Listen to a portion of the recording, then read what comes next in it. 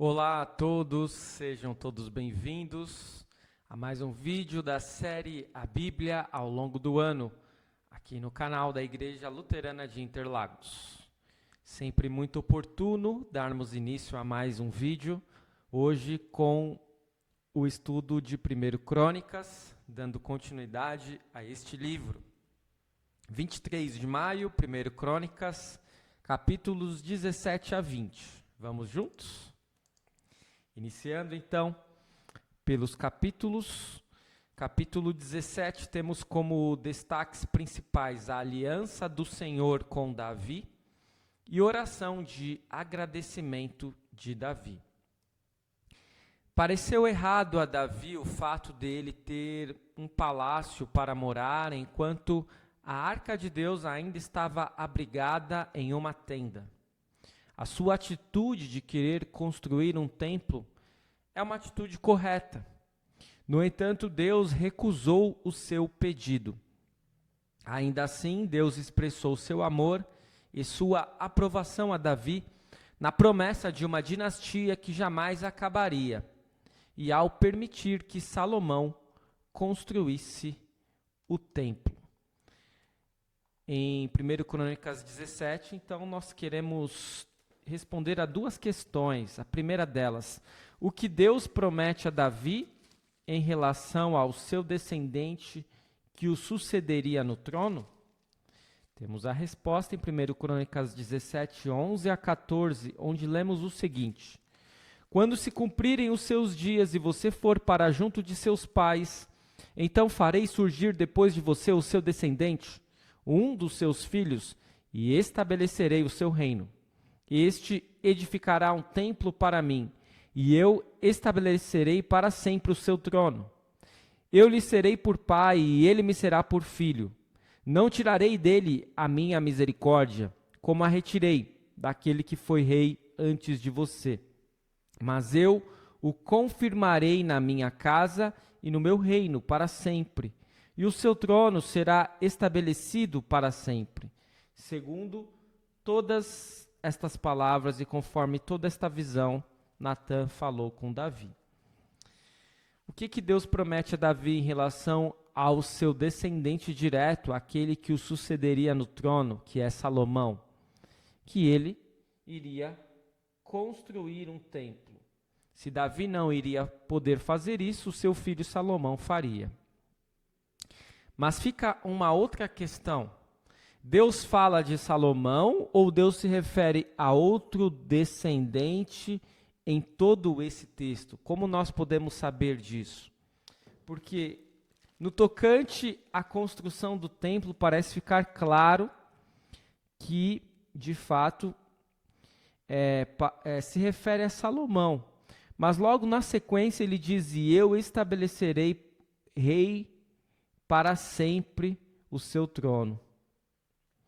Eu estabelecerei, aliás, para sempre o seu trono. Como que seria uma referência a Salomão, que o trono de Davi seria estabelecido para sempre, se Salomão, assim como Davi, morreria? Então, o que nós podemos compreender aqui é que da promessa que Deus fez a Davi, nasceu a esperança de um Messias.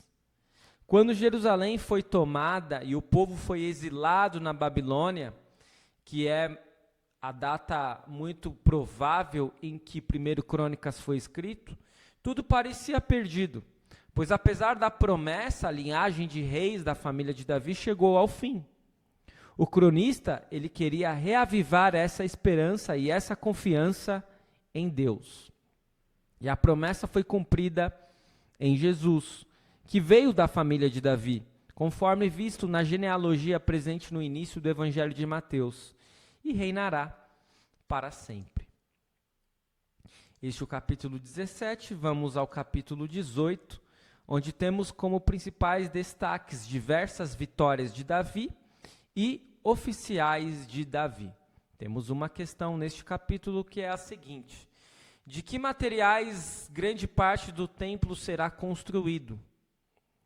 E a resposta está em 1 Crônicas 18, 7 a 8 e depois 10 a 11, onde nós lemos: Davi tomou os escudos de ouro que eram usados pelos oficiais de Hadadezer e os trouxe a Jerusalém. Também de Tibate e de Cum, cidades de Hadadezer, Davi tomou grande quantidade de bronze, de que Salomão fez o mar de bronze, as colunas e os utensílios de bronze. E o versículos 10 e 11. Mandou seu filho Hadorão ao rei Davi para o saudar e cumprimentá-lo por ter lutado contra Hadadezer e por havê-lo vencido. Acontece que Hadadezer de contínuo fazia guerra a Tou. Hadorão trouxe consigo objetos de ouro, de prata e de bronze, que o rei Davi consagrou ao Senhor, juntamente com a prata e o ouro que havia trazido de todas as demais nações, de Edom, de Moabe, dos filhos de Amon, dos filisteus e de Amaleque. O que nós vemos então em 1 Crônicas 18? Que as fronteiras de Israel foram ampliadas pelo rei Davi. Primeiro para o oeste, depois para o norte, para o leste. Davi conquistou muitos territórios e muitos destes despojos, tudo aquilo que ele conquistou, vai se tornar em utensílio ou matéria-prima para a construção do templo. Então, essa história de que foi Salomão quem construiu o templo, ela é verdadeira até a página 2. Porque Salomão construiu o templo com quais materiais? Com os materiais das conquistas de Davi. Partimos então para 1 Crônicas 19, que temos como destaque Davi derrotando os amonitas e os sírios. Temos duas questões. A primeira delas diz o seguinte: Davi deseja ser bondoso com Hanum, filho de Naás, rei de Amon, após a morte de seu pai, pois Naás havia sido bondoso com Davi. No entanto, Hanum não irá receber bem os homens de Davi. Por que ele age deste modo? Temos a resposta lá em 1 Crônicas 19, versículos 3 e 4, onde nós lemos: Os príncipes dos filhos de Amon disseram a Hanum: O Senhor pensa que foi para honrar o seu pai que Davi mandou esses consoladores? Não teria sido mais para que esses servos enviados por ele conheçam, destruam e espionem a terra? Então Hanum pegou os servos de Davi, rapou a barba deles, cortou metade das roupas até a altura das nádegas e os mandou embora. Ou seja, Hanum vai humilhar aqueles servos de Davi que foram enviados por ele.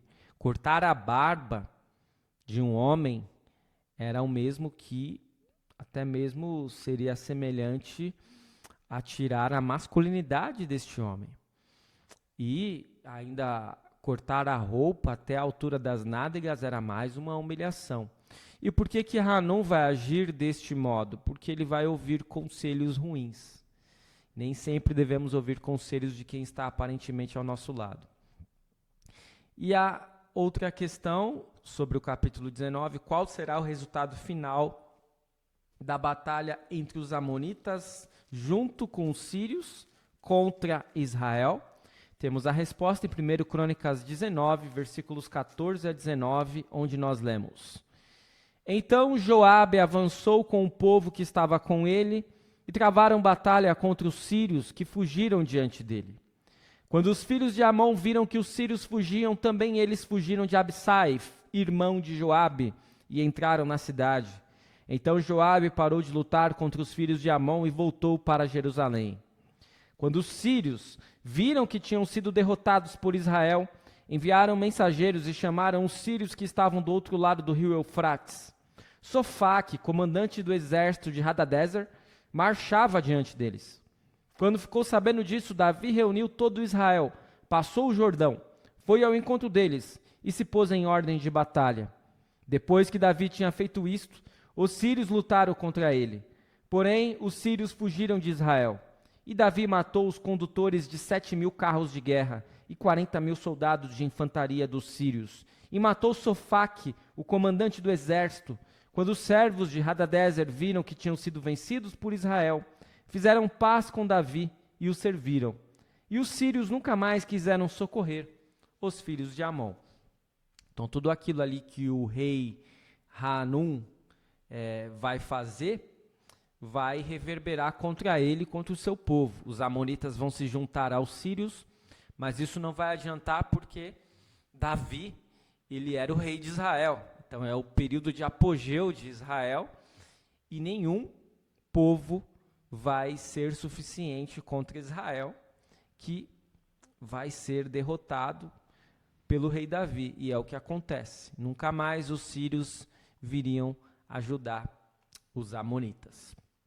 E chegamos ao capítulo 20, o último capítulo de hoje, onde nós temos como principais destaques: Davi conquista Rabá e gigantes mortos pelos homens de Davi. Temos 3 questões. A primeira delas diz o seguinte: qual foi a punição imposta por Davi aos derrotados de Rabá? Temos a resposta em 1 Crônicas 20, versículos 2 e 3, onde nós lemos: Davi tirou a coroa da cabeça do seu rei e verificou que tinha o peso de 34 quilos de ouro e que havia nela pedras preciosas. Esta coroa foi posta na cabeça de Davi, e da cidade ele levou muitos despojos. Também trouxe o povo que havia nela, e os fez trabalhar com serras, picaretas de ferro e machados. Davi fez o mesmo com todas as cidades dos filhos de Amon. Depois voltou com todo o exército para Jerusalém. A punição imposta por Davi aos derrotados de Rabá, portanto, será a escravidão. É claro que a escravidão dos israelitas, que eles vão colocar sobre outros povos, será uma escravidão diferente. Existem aquelas regras lá de Levítico, do Pentateuco, que vai impedir que os escravos sejam escravos para sempre.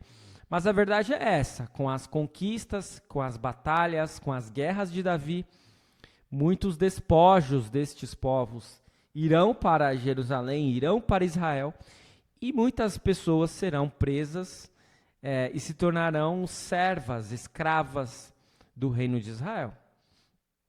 Questão 7. Qual era o nome do irmão do gigante Golias, morto por Davi, e o que aconteceu com ele? Pois é, nós vamos ler aí que Golias tinha um irmão. Temos a resposta em 1 Crônicas 20, versículo 5.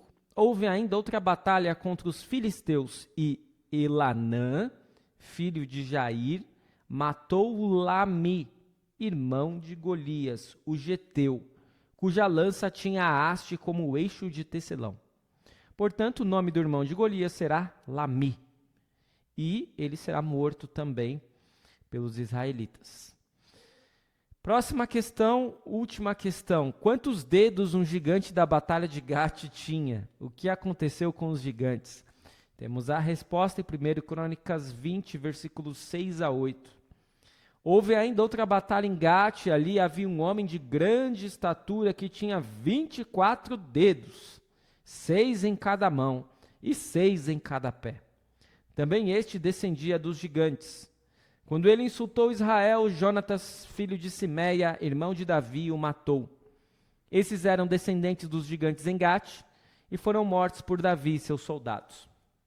Portanto, os gigantes serão derrotados, e havia esse gigante aí com 24 dedos, né? 24 dedos, sendo 6 em cada pé e 6 em cada mão.